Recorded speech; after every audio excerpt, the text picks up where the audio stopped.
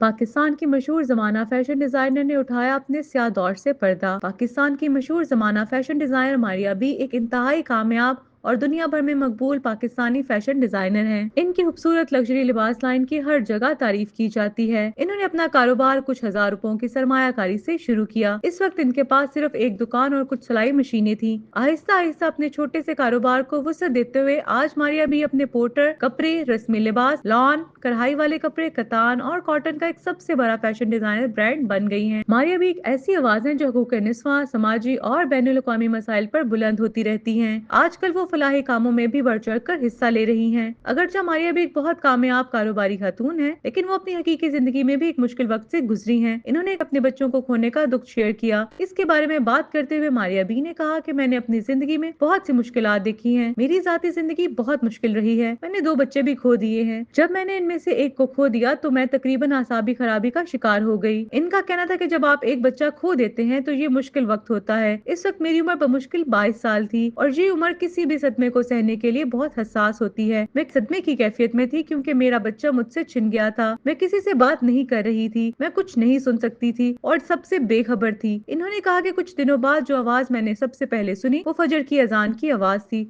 और इस आवाज ने मेरे अंदर वो ताकत पैदा की जिसने मुझे सदमे से निकालने का हौसला पैदा किया। मारिया बी का मजीद कहना था कि अगर आप अपना रिश्ता अपने रब से जोड़ लेते हैं तो किसी भी मुश्किल वक्त का बआसानी मुकाबला कर सकते हैं, वरना तारीख राहों में भटकते रहेंगे और एक ऐसे दलदल में फंसते चले जाएंगे जहाँ से वापसी मुश्किल है।